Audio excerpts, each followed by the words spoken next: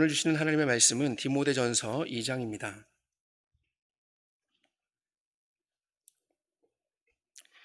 디모데전서 2장 1절부터 4절까지의 말씀입니다.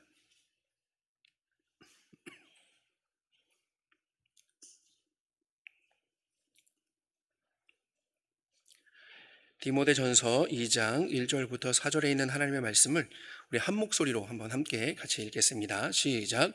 그러므로 내가 첫째로 권하노니 모든 사람을 위하여 간구와 기도와 도고와 감사를 하되 임금들과 높은 지위에 있는 모든 사람을 위하여 하라. 이는 우리가 모든 경건과 단정함으로 고요하고 평안한 생활을 하려 함이라. 이것이 우리 구주 하나님 앞에 선하고 받으실 만한 것이니 하나님은 모든 사람이 구원을 받으며 진리를 아는 데에 이르기를 원하시느니라. 아멘. 바울은 마게도냐로 가기 위해서 자신이 신뢰하는 이 디모데를 에베소 교회에 남겨두었습니다. 바울은 떠나야 했지만 이 에베소 교회에는 여전히 문제들이 남아 있었습니다. 그래서 믿음 안에서 참 아들 된 이 디모데에게 그 에베소 교회를 맡기며 그 문제들을 맡겨두고 떠났습니다. 그리고 바울이 이 마게도냐에 도착해서 그 에베소 교회에 관심을 가졌겠죠. 디모데가 이 에베소에서 남겨진 그 일들을 또 잘 수행할 수 있도록 격려하고 돕기 위해서 오늘 이 디모데 전서 이 편지를 쓰게 된 것입니다. 바울은 편지를 쓰면서 이 디모데에게 문안 인사를 한 후에는 이 1장에서 개인적인 당부들을 그렇게 이야기를 하였습니다. 그리고 2장에서는 에베소 교회가 그 가지고 있는 교회 공동체의 문제를 다루고 있는데요. 가장 먼저 당부하는 것이 오늘 본문에서 보듯이 기도입니다. 여러분 1절을 한번 볼까요? 1절은 이렇게 시작합니다. 그러므로 내가 첫째로 권하노니. 바울이 의미하는 이 첫째는요, 그러므로 내가 첫째로 권하노니 라고 할 때 이 첫 번째는 이 나열하는 순서상의 첫 번째가 아니라 중요성에서 첫째를 의미합니다. 중요하기 때문에 가장 먼저 이야기를 하는 것이죠. 그러니까 이 말을 바꿔서 이야기하면 무엇보다도 가장 먼저 내가 권한다 라고 그렇게 바꾸어 이야기할 수 있겠죠. 무엇보다도 가장 먼저 이것이 중요하기 때문에 내가 너에게 이야기한다 라는 그런 의미입니다. 그러면 바울이 가장 중요하게 생각하면서 먼저 권면하는 것은 무엇입니까? 모든 사람을 위하여 간구와 기도와 도고와 감사를 하라라는 것이죠. 즉 모든 사람을 위하여 기도하는 것입니다. 기도의 대상은 모든 사람이고요. 기도의 내용은 간구, 기도, 도고, 감사입니다. 아마 교회에 좀 오래 출석하신 분들이라면 아마 이 본문에 대한 설교는 꽤 들으셨을 것이고 또 이 네 가지의 그 원어적 의미에 대해 구분을 보셨을 것입니다. 하지만 기억은 가물가물하시겠죠. 이 단어들에 대해서 명확하게 구분해서 설명하지는 못하시겠지만 하지만 이미 그렇게 기도하고 계실 것입니다. 왜냐하면 우리는 중보기도라는 이 단어 안에 이미 다 포함하여서 기도를 하고 있기 때문이죠. 여러분 간구는 간절히 구하는 것이죠. 어떤 사람이 잠을 자다가 좀 덥기도 하고 또 숨을 쉬기 곤란해서 깨어나게 되었습니다. 그런데 눈을 떠서 보니까 방 사방에 불이 붙은 것입니다. 깜짝 놀라서 창문으로 갔는데요. 창가로 가보니 아래에 소방차가 와 있었습니다. 그렇다면 이 사람은 창문을 열고 어떻게 외칠까요? 저 살아있어요. 이렇게 외칠까요? 살려주세요라고 그렇게 외치겠죠. 불이 난 그곳에서 이 사람은 긴급하게 살려주세요라고 외칠 것입니다. 이렇듯이 간구라는 것은 아주 특별한 상황 속에서 꼭 필요한 것을 간절히 구하는 그런 기도라고 할 수 있죠. 전쟁 중에 고통받는 사람들을 위해서는 그 전쟁이 그치도록 간구할 것이고 극심한 가뭄 가운데서 힘겨워하는 그런 사람들이 있다면 그들에게 비를 내려주시기를 또 그들에게 필요한 그 식량이 공급될 수 있기를 위해서 간구할 것입니다. 만약 삶에 지쳐서 힘겨워하는 지체들이 있다면 그 사람들을 위해서는 그들이 그 상황 속에서 이겨낼 그 힘과 방법을 간구하겠죠. 이것이 바로 간구입니다. 그리고 또 이제 다음으로 기도라고 얘기하고 있는데 이 기도는 우리가 특별한 상황이 아니더라도 그 일상에서 하나님을 향해 드리는 일반적인 그런 아뢰음을 의미하죠. 일상을 살아가다 보면 다른 사람의 도움이 필요할 때가 있습니다. 2년 전에 갔던 정말 맛있게 먹었던 그 맛집이 생각나지 않을 때 또 어떤 사람의 연락처를 모를 때, 아니면 어떤 분야에 대한 전문적인 조언을 구해야 할 때, 그럴 때 우리는 도움이 필요하죠. 그럴 때 도움을 구할 사람은 생각이 났는데, 아니 너무 오랜만에 그 연락을 하게 된 것입니다. 그럴 때 보통 어떻게 표현하죠? 잘 지내지? 필요할 때만 연락해서 미안하다. 진짜 꼭 한번 밥 먹자. 근데 혹시 라고 하면서 그렇게 이제 자기가 필요한 이야기들 하게 되겠죠. 오랜만에 자기가 필요할 때만 연락을 하니까 좀 미안한 마음에 그렇게 이야기를 하는 것이죠. 만약 이런 것처럼 하나님, 그간 안녕하셨어요? 제가 필요할 때만 찾아뵙게 돼서 정말 죄송합니다. 근데 하나님 제가 라고 하면서 이렇게 되면은 안 되겠죠. 매일같이 규칙적으로 일상에서 하나님을 향해 드리는 모든 종류의 그런 RM, 이것이 바로 기도입니다. 그래서 바울은 데살로니가 교회에 편지하면서 쉬지 말고 기도하라 라고 그렇게 권면을 하였죠. 쉬지 말고 기도하여라. 모든 사람을 위해서 일상적으로 하나님께 아뢰는 기도가 필요합니다. 아침을 맞이하면서 우리는 보통 그렇게 기도할 것입니다. 오늘도 하루를 주신 하나님 감사합니다. 제가 이 오늘이라는 시간을 살아가면서 하나님의 영광을 위해 살아갈 수 있도록 도와주십시오. 오늘도 그렇게 하나님의 기쁨이 되게 해 주십시오 라고 그렇게 기도를 하겠죠. 그런데 우리가 조금 더 나아가서 이렇게 기도할 수 있을 것입니다. 오늘 주신 하나님 감사합니다. 모든 사람들이 이 하루를 소중하게 여기면서 하나님의 영광을 위해 살게 하시고, 또 하나님께서 허락하시는 이 일반적인 은총 아래서 서로가 서로에게 기쁨이 되고 또 살기 좋은 세상을 함께 만들어갈 수 있도록 도와주십시오 라고 우리는 일상적으로 하나님께 기도할 수 있을 것입니다. 그 다음에 등장하는 것은 도고죠. 도고는 다른 사람들과 관련된 기도입니다. 우리가 종종 사용하는 중보기도라는 단어의 의미가 딱 맞을 것입니다. 다른 사람들의 그런 기도의 제목을 가지고 우리가 함께 기도하는 것이죠. 다른 사람들이 해악들을 피하게 해달라고 간구하거나, 또 다른 사람들에게 좋은 일들이 생기게 해달라고 기도하는 그런 기도의 종류들을 의미합니다.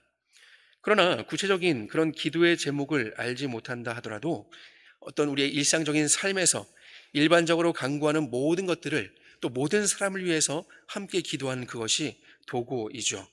그렇기 때문에 우리는 그 사람의 상황을 모른다 하더라도 도고할 수 있는 것입니다. 마지막으로 바울은 감사하라라고 권면을 합니다. 감사를 하라. 여러분, 우리는 언제 감사하죠? 언제 우리는 감사를 합니까? 좋은 것을 받을 때 감사하죠. 하나님께서 베풀어 주시는 모든 좋은 것에 대해서 우리의 마땅하게 드리는 반응이 바로 감사입니다. 하지만 이 감사는요, 결코 결과론적이지 않습니다. 다시 말하면 좋은 것을 받았을 때만 감사하는 것이 아니라는 말씀입니다. 감사는 형편과 상황과 상관없이 흘러나올 수 있습니다. 왜냐하면 좋은 것을 주시는 하나님이 계시기 때문이죠. 나 중심적으로 살아가는 이 세상에서는요, 감사를 표현할 때 보통은 내가 받은 그것에 대해서 감사를 표현하곤 합니다.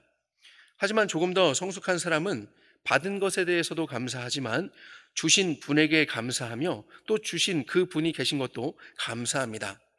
어린아이는요, 자기 마음에 드는 것을 받았을 때에는 감사를 표현하지만 마음에 드는 것이 썩 아닐 때에는 받고 짜증을 냅니다. 신기하죠? 받으면 우리는 값없이 받았으니까 감사해야 될 것 같은데 아이는 짜증을 냅니다. 어리기 때문이죠. 그러나 조금 더 커서 생각이 깊어지게 되면 자신의 마음에 들든지 들지 않든지 어쨌든 주신 분의 호의를 생각하면서 감사합니다. 시편의 저자들의 그 탄식시를 보면 그들은 그들이 처한 상황 속에서 때로는 원망하는 것 같기도 하고 때로는 불평하는 것 같기도 하지만 그들은 하나님의 도우심을 구하며 마지막에는요, 하나님이 하실 그 일을 기대하고 또 확신하면서 감사로 시를 마치곤 하는 것을 우리는 시편을 통해서 보곤 합니다. 당장 상황이 좋아지거나 문제가 해결되지 않았음에도 불구하고 기도를 들으시는 그 하나님과 또 선하신 뜻대로 인도하실 그 하나님을 기대하고 또 그 하나님이 계시기 때문에 감사할 수 있는 것이죠. 그래서 비록 지금은 그 고통 속에서 하나님께 간구하고 탄식하지만 그러나 감사로 그 시를 마칠 수 있는 것입니다. 바울은요, 데살로니가 교회에 쉬지 말고 기도하라 라고 권면한 후에 또 이어서 범사에 감사하라 라고 그렇게 권면하였습니다. 그렇기 때문에 이 세상을 창조하시고 또 동일한 지혜로 다스리시는 그 하나님이 우리의 기도를 들으시는 분이시고 또 선하신 뜻대로 또 또 나를 인도하시는 분이시다라는 것을 믿는다면 우리가 형편과 또 상황과 또 상관없이 모든 것을 사용하셔서 선을 이루실 그 하나님께 감사할 수 있을 것입니다. 이것이 우리가 바라는 것이죠. 바울은 이렇게 디모데에게 간구와 기도와 도구와 감사를 하되 모든 사람을 위해 하라라고 권면을 합니다. 디모데의 마음에 들거나 또 디모데가 기도하길 원하는 그 사람만 콕 집어서 기도하는 것이 아니라 때로는 디모데의 마음에 들지 않거나 때론 디모데를 힘들게 하는 그런 사람이라고 하더라도 그들을 위하여서 그들의 상황에 맞는 그런 기도로 기도하라라고 권하는 것입니다. 심지어 바울은 2절에서 임금들과 높은 지위에 있는 모든 사람을 위하여 기도하라라고 그렇게 권하죠. 바울과 디모데가 살아가던 그 시대는 로마 시대였습니다. 임금들이 그 시대의 임금들이 모두 기독교인이 아니었죠. 그들은 이교도들이었습니다. 우상 숭배자들이었습니다. 높은 지위에 있는 사람들, 대부분의 사람들도 마찬가지였습니다. 특히 디모데가 지금 있는 그 도시는 어디입니까? 에베소입니다. 에베소인데요. 에베소가 어떤 도시였는지 아마 여러분은 그 사도행전을 통해서 기억하고 계실 것입니다. 에베소에는 큰 아데미 신전이 있었고요. 에베소 시민들은 자신들을 그 아데미 신전의 관리자로 자청하였습니다. 게다가 그 에베소에는 황제를 숭배하기 위해서 바쳐진 신전이 무려 3개나 있었다고 합니다. 로마 황제를 위해서 신전이 3개나 있었습니다. 그래서 그 로마 제국 내에서도 대표적인 황제 숭배 도시로 명성이 자자했던 것이죠. 그러니 그곳에 높은 지위에 있는 사람들 역시 아데미 숭배와 황제 숭배에 열을 올리는 사람들이었을 것입니다. 어찌 보면 그들은 기독교 신앙의 원수들이었죠. 그럼에도 불구하고 바울은 그런 사람들을 위해서도 기도해야 한다라고 권면합니다. 그 이유는 무엇일까요?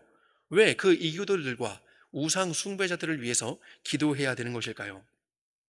2절 하반절에서 바울은 이렇게 밝히고 있죠. 이는 우리가 모든 경건과 단정함으로 고요하고 평안한 생활을 하려 함이라. 그 이유는 신자인 우리가 모든 경건과 단정함으로 고요하고 평안한 생활을 하려 함이라. 다시 말해서 그리스도인으로서의 그 경건한 생활과 단정함, 여기서의 단정함은 이 순결한 생활을 의미하는데요. 경건한 생활과 순결한 생활을 유지하기 위해서는 그 위정자들의 통치가 필요하기 때문이죠. 그래서 그들을 위해서 기도하라, 그 위정자들을 위해서 기도하라라고 그렇게 이야기하고 있는 것입니다. 종교개혁자인 칼빈에 따르면요, 하나님의 백성인 우리는 영적인 통치와 국가적인 통치라는 그런 이중적인 통치를 받습니다. 영적인 통치는 특별 은총의 영역이죠. 그래서 거듭난 성도가 자기 안에 거하시는 그 그리스도와 더불어 살아가는 그런 새로운 삶의 원리로 살아갈 수 있는 그런 통치를 받는 것입니다. 새 생명의 통치를 받기 위해서는 영적 통치를 받아야 하는 것이죠. 그래서 우리가 교회 공동체에서 예배하고 또 교제할 뿐만이 아니라 날마다 개인적인 예배로서 말씀과 기도를 통해 또 은혜를 구하며 주님의 뜻대로 살아가기를 기도하고 다짐하는 이유가 바로 그 영적인 통치 아래에서 살아가기 위함인 것이죠. 그리스도인으로서 그리스도께 속한 삶을 살 수 있도록 영적 통치를 받아야 합니다. 동시에 성도는요, 이 땅을 살아가고 있기 때문에 각자가 속한 그 국가의 통치를 받아야 하는 것이죠. 국가는 시민 질서를 수립하고 또 유지하기 위해서 정부를 꾸리고 통치를 시행합니다. 성도가 하나님 나라에 속한 그 하나님의 백성이라고 해서 국가의 통치를 무시할 수는 없습니다. 우리가 오늘 본문 2절 하반절에서 읽었던 것처럼 국가의 통치는요, 성도의 경건한 삶, 성도의 그 삶과도 무관하지 않습니다. 세속 정부는 그 자체가 하나님의 일반 은총의 산물이기 때문이죠. 하나님의 섭리의 하나의 방편이기 때문에 우리는 우리가 속한 이 국가의 통치를 받아야 하는 것이죠. 그래서 하나님의 특별 은총의 그 영역에 있는 영적 통치와 하나님의 일반적인 은총에 있는 그 세속 정부의 통치를 우리는 받아야 하는 것입니다. 이것이 바로 그 칼빈이 이야기한 이중 통치인데, 그렇다고 해서 하나님의 나라와 세속의 정부가 분리되어 있는 것이 아니죠. 한 성도는 하나님의 그 통치, 특별의 은총 아래에서 그런 통치와 또 일반적인 은총 아래에서의 통치를 함께 받는 그런 방식으로서 하나님을 섬기고 또 세상의 그 위정자들의 순종하는 것입니다. 이를 잘 알고 있었던 우리의 경건한 신앙의 선배들은 핍박을 받는 시기에서도 무정부주의를 그렇게 주장하지 않았습니다. 16세기에 이 네덜란드는요, 스페인의 지배를 받으면서 로마 카톨릭 교회를 신봉하였기 때문에 개신교도들을 이단으로 규정하고 핍박하였습니다. 그래서 종교개혁자들을 이단으로 그렇게 핍박하였죠. 게다가 그들을 국가에 대한 반란을 일으키는 폭도다라고 그렇게 매도하면서 굉장한 핍박을 하였습니다. 그때 귀도 드 브레라고 하는 사람은 아버지에 이어서 개신교도들을 핍박하는 펠리페 2세에게 개신교도는 이단이 아니며 국가에 대해 반란자가 아니라는 것을 알리기 위해서 문서를 작성합니다. 그리고 그 문서를 펠리페 2세에게 보냈습니다. 바로 그 문서가 개혁교회의 3대 일치 신조 중에 하나인 네덜란드 신앙 고백서입니다. 우리는 벨직 신앙 고백 혹은 벨기에 신앙 고백서로 더 잘 알고 있을 것입니다. 이 신앙 고백서의 제36조를 보면요, 우리 신자들이 국가에 대해서 어떻게 이해하고 또 어떻게 믿어야 할 것인지를 잘 알 수 있습니다. 이 벨기에 신앙 고백서의 제36조에 보면 시민정부에 대해서 이렇게 이야기를 하고 있는데요. 우리는 인류의 부패 때문에 우리의 은혜로우신 하나님께서 왕과 군주와 공직자들을 세우셨음을 믿습니다. 하나님께서는 사람들의 방탕함이 억제되고 모든 것이 선한 질서대로 그들 가운데서 행해지게 하기 위해 세상이 법률과 정책에 따라 다스려지기를 원하십니다. 하나님은 이 목적을 위해서 정부의 손에 칼을 두셔서 악을 행하는 자들을 처벌하시고 선을 행하는 자들을 보호하십니다. 라고 이렇게 36조에서 고백을 합니다. 이 신앙 고백서의 내용을 보면 세속 정부를 만드신 분이 누구십니까? 세속 정부를 만드신 분은 하나님이시죠. 인류의 부패 때문에 우리의 은혜로우신 하나님께서 세우셨다라고 그렇게 고백을 합니다. 로마 교회에 바울이 편지를 하면서 로마서 13장 1절에서 이렇게 말을 하는데요. 각 사람은 위에 있는 권세들에게 복종하라. 권세는 하나님으로부터 나지 않음이 없나니 모든 권세는 다 하나님께서 정하신 바라라고 그렇게 말씀하고 있습니다. 각 사람은 위에 있는 권세들에게 복종하라. 권세는 하나님으로부터 나지 않음이 없나니 모든 권세는 다 하나님께서 정하신 바라. 권세가 3번이나 이렇게 반복이 되고 있죠. 여기에서의 권세가 바로 국가나 통치자들을 의미합니다. 국가는 인간들 사회에서 우연히 진화적으로 발생한 그런 것이 아닙니다. 또 사회의 계약에 따라서 만들어진 것이 아니죠. 이 국가라는 것은 하나님께서 만드신 것입니다. 그 이유는 아까 우리가 신앙고백서에서 보았던 것처럼 사람들의 방탕함이 억제되고 모든 것이 선한 질서대로 그들 가운데서 행해지게 하기 위해서입니다. 그래서 하나님께서 세상이 법률과 정책에 따라 다스려지기를 원하십니다라고 이 신앙고백서에서는 고백을 합니다. 이 목적을 이루시기 위해서 하나님은 세속 정부에게 칼을 허락하신 것이죠.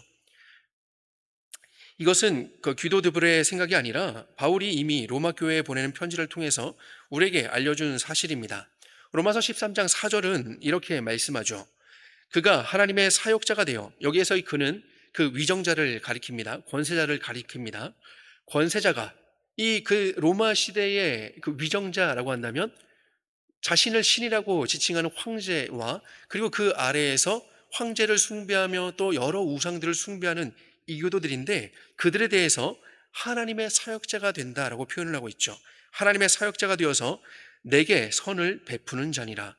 그러나 내가 악을 행하거든 두려워하라. 그가 공연히 칼을 가지지 아니하였으니, 곧 하나님의 사역자가 되어 악을 행하는 자에게 진노하심을 따라 보응하는 자니라. 세상에 권세를 가진 그 사람이 하나님의 사역자가 되어서 칼을 가지고 악을 행하는 그 자에게 심판을 그렇게 행하는 것이다 라고 이야기를 하는 것이죠. 칼을 가졌다라는 것은 아마 사법권을 의미하는 것일 것입니다. 사회의 질서를 유지하기 위해서 악을 행하는 사람에게는 형벌을 내리게 되는 것이죠. 이 통치의 원리가, 그러니까 악을 행한 자에게는 그 악을 행한 것에 대해서 벌을 하고 또 잘한 사람에게는 상을 베푸시는, 이것이 바로 하나님의 통치의 원리이죠. 하나님을 대리하여서 세속 정부가 그 일을 감당하도록 하기 위해서 하나님은 세속 정부를 세우시고 또 그 위정자들을 세우셔서 이 땅을 그렇게 다스리게 하셨습니다. 신앙 고백서는 이후에 이렇게 계속 이어집니다. 이것을 억제하고 보호하는 그들의 임무는, 그러니까 위정자들의 임무이죠, 공공 질서에만 제한된 것이 아니라 그리스도의 나라가 도래하고 복음의 말씀이 모든 곳에서 설교되게 하여 하나님께서 당신의 말씀에서 요구하신 대로 모든 사람들에 의해서 영광을 받으시고 예배를 받으시도록 하기 위한 교회와 교회의 사역을 보호하는 것도 포함됩니다. 즉 세속 정부의 그 의무 가운데 하나는 또 복음이 잘 전해질 수 있도록, 또 하나님께 영광을 돌리는 그 예배가 행해질 수 있도록 교회 사역을 보호하는 것도 포함된다라는 것이죠. 이것이 쓰여진 시대, 그러니까 1500년대의 그 시대에서 읽게 된다면 그 아까 말씀드렸던 펠리페 2세가 그렇게 이제 개신교도들을 탄압을 했잖아요. 그러니까 이 펠리페 2세의 그 탄압을 통해서 이 네덜란드의 개신교도들이 예배를 방해받고 또 교회의 사역이 방해받고 있습니다 라고 하는 것에 대한 토로일 수도 있지만요, 이것이 이제 시대 보편적으로 우리가 보게 된다면 세속 정부가 맡겨진 그 일을 잘 수행하게 되면 어떻게 되냐면요, 그리스도의 나라가 도래할 것이고 복음의 말씀이 또 잘 설교가 될 것이고 온전한 예배와 교회의 사역이 보호받을 수 있다라는 것을 우리는 알게 되는 것이죠. 간단히 말하면 정부가 일을 잘 하게 되면 또 교회도 복음 사역을 잘 감당할 수 있다라는 것입니다. 아까 우리가 2절에서 읽었던 것처럼, 하반절에서 읽었던 것처럼 이는 우리가 모든 경건과 단정함으로 고요하고 평안한 생활을 하려 함이라 라는 이 말씀과 부합하는 그런 내용이죠. 그렇기 때문에 우리는 이러한 국가의 기능과 위정자들의 역할을 잘 알아야 하고 또 그들을 위해서 기도해야 합니다. 그들이 우리의 마음에 들든지 또 들지 않든지 하는 것은 두 번째 문제입니다. 그들을 위해서 기도하는 것이 가장 먼저 우리에게 주어진 그런 역할인 것이죠. 하나님께서 세우신 권세에, 그 권위에 순복하며 하나님의 그 선하신 뜻을 믿으며 우리는 기도해야 하는 것이죠. 더 나아가서 바울은 우리에게 이렇게 권면합니다. 3절에 보니까요, 이것이 우리 구주 하나님 앞에 선하고 받으실 만한 것이니, 모든 사람을 위하여 기도할 때 특별히 권세에 있는 위정자들 위해 상황에 맞게 기도하는 그것은 하나님의 뜻과 또 하나님의 명령을 따르는 것이 되기 때문에 하나님 앞에 선한 것이 되는 것입니다. 하나님의 명령에 순종하는 것이기 때문에 선한 것이죠. 그리고 또 하나님의 뜻에 대한 순종이기 때문에 하나님이 받으실 만한 것이 되는 것입니다. 단순히 의무감을 가지고 억지로 하는 기도가 아니라 이 세상을 선하신 뜻대로 다스리시는 그 하나님을 사랑하며 또 그 하나님의 뜻이 이 땅 가운데 이루어지기를 간절히 사모하는 마음으로 그렇게 기도할 때 하나님께서는 기도를 또 선하게 받으시고 또 받으신다는 것이죠. 왜냐하면 하나님의 뜻은요, 4절에서 보는 것처럼 모든 사람이 구원을 받으며 진리를 아는 데에 이르는 것이기 때문입니다. 하나님의 뜻은 모든 사람이 구원을 받으며 진리를 아는 데 이르는 것, 바로 이것이 하나님의 뜻이기 때문에 우리는 이 나라와 또 위정자들을 위해서 기도해야 되는 것이죠. 사실 이 4절의 말씀은 굉장히 어려운 말씀입니다. 이 말씀은요, 모든 사람이 구원을 받을 수 있다라고 그렇게 이야기하는 보편 구원론을 주장하는 그런 사람들과 또 하나님께서 선택하신 사람들만 구원을 받는다라고 주장하는 그 예정론자들의 첨예한 대립이 있는 말씀인데요, 오늘은 그 주제에서도 벗어나고 또 시간도 부족하기 때문에 이 부분에 대해서는 다음 시간에 조금 더 집중해서 살펴보도록 하겠습니다. 다만 우리가 이 말씀을 이해할 때는 우리가 그 하나님의 뜻에 대해서 두 종류를 생각해야 됩니다. 두 종류인데, 하나는 하나님의 그 작정이죠. 하나님의 그 계획하심입니다. 언제나 한치의 오차도 없이 그대로 이루어지는 하나님의 작정이라는 의미에서의 하나님의 뜻입니다. 그러니까 그런 뜻으로 이 본문을 이해를 하니까 모든 사람이 다 구원을 받아야 된다라고 그렇게 주장할 수 있는 것이죠. 하지만 하나님의 뜻은요, 두 번째, 성경을 보면 하나님의 뜻에 대한 두 번째도 있는데, 그 두 번째는 이런 의미입니다. 하나님이 무엇을 기뻐하시는지를 알려주시는 하나님의 성향인 것이죠. 하나님의 성향으로서의 그 뜻입니다. 그래서 그것이 완벽하게 이루어지든지 이루어지지 않든지 이것이 문제가 아니라 하나님이 무엇을 기뻐하시는지를 알려주시기 위해서 그 하나님의 뜻을 그렇게 가르쳐 주시는 것이죠. 예를 들면 우리의 자녀들을 한번 볼까요? 우리의 자녀들은 부모님의 뜻을 압니다. 부모님의 뜻을 알지만 그들은 부모님의 뜻을 온전히 순종하지는 않습니다. 그래서 부모님의 뜻대로 되기를 원하기 때문에 부모님은 그 뜻을 알려주시지만, 부모님의 성향을 알려주시는 것이죠. 그러나 그것이 될 수도 있고 안 될 수도 있는 이 영역이 있는데, 그렇다고 해서 이것을 우연이라는 영역으로 우리는 두지 않습니다. 그러니까 이것이 이야기하면 이야기할수록 궁금증이 생기기 때문에 다음 시간에 조금 더 이 부분에 대해서 우리가 그 신앙 고백서에서 그 우연에 대해서 어떻게 우리가 이제 이해해야 할지, 섭리의 그 우연의 방식에 대해서 어떻게 이야기해야 될지, 또 그 선택은 또 우리가 어떻게 또 이제 알아야 할지, 이런 것들에 대해서 한번 살펴보는 시간을 갖도록 하겠습니다. 근데 오늘은 이 본문에 대해서는 우리가 두 번째 뜻인 하나님이 무엇을 기뻐하시는지를 알려주시는 그 하나님의 성향으로서 우린 이 본문을 이해해야 되는 것이죠. 하나님은 모든 사람이 구원을 받으며 진리를 아는 데 이르는 것을 기뻐하시는 분이시다라는 것을 오늘 이 본문을 통해서 우리에게 알려주시는 것입니다. 그렇기 때문에 기도해라라는 부분에서 우리에게 이것을 말씀하시는 것이기 때문에, 하나님은 그것을 기뻐하시기 때문에 우리는 그 하나님의 기쁨을 위해서 세속 정부의 바른 통치를 통해서 모든 그리스도인들이 모든 경건과 단정함으로 고요하고 평안한 생활을 할 수 있도록 정부와 위정자들을 위해서 기도해야 한다라고 이 1, 2, 3, 4절을 그렇게 요약할 수 있을 것입니다. 여러분, 말씀을 정리하겠습니다. 우리는 전능하사 천지를 만드신 하나님 아버지를 믿습니다. 여러분 믿으시죠? 우리는 공예배나 또 우리의 그 기도회를 시작하면서 우리의 믿음을 그렇게 고백하지 않습니까? 전능하사 천지를 만드신 하나님 아버지를 믿습니다. 내가 믿습니다 라고 그렇게 고백을 합니다.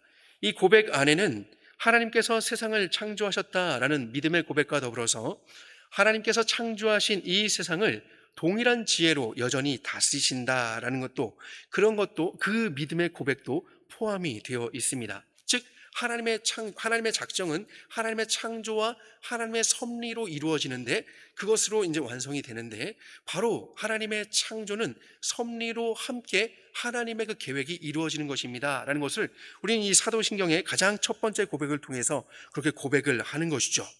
그래서 하나님이 창조하신 세상을 하나님이 다스리십니다 라는 그런 믿음의 고백이 있기 때문에, 하나님께서는요 이 땅 가운데 세속 정부를 두시고 위정자들을 통해서 이 땅을 다스리신다라는 것도 우리의 믿음의 고백이 되는 것이죠. 여러분, 신앙 고백이라는 것은 성경을 근거로 하여서 성경 말씀을 어떻게 말씀하고 있는가를 그렇게 풀어서 설명한 것이 바로 신앙 고백입니다. 아까 우리가 벨기에 신앙 고백서를 보았는데, 우리 사도신경으로 신앙을 고백합니다라고 할 때 이 사도신조, 이것도 신앙의 고백인데, 이것은 성경의 진리를 담고 있는 것이잖아요.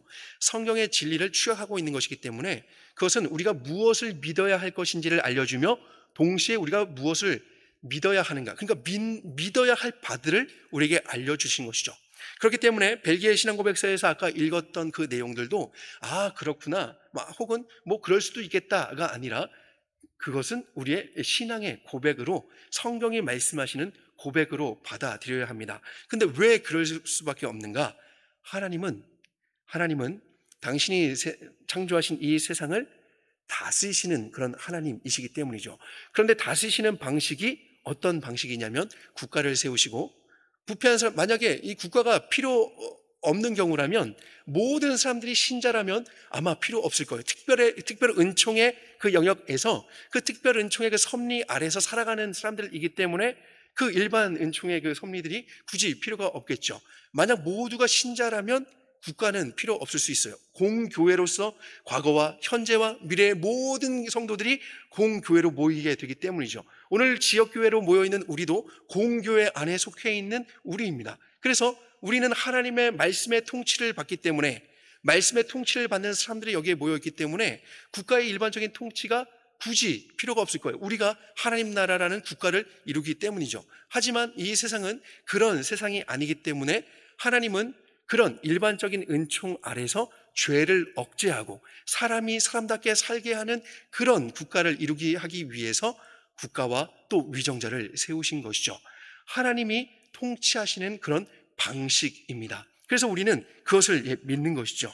그래서 하나님께서 이 땅 가운데 세속 정부를 두시고 또 위정자를 통해서 이 땅을 다스리신다라는 것을 우리가 믿는다면, 그렇다면 우리는 하나님께 순종하는 마음으로 위의 권세에 복종해야 합니다. 우리가 로마서 10장, 13장에서 계속 읽었죠. 그리고 오늘 본문에서 읽는 것처럼 우리는 그들을 위해서 쉬지 않고 기도해야 합니다.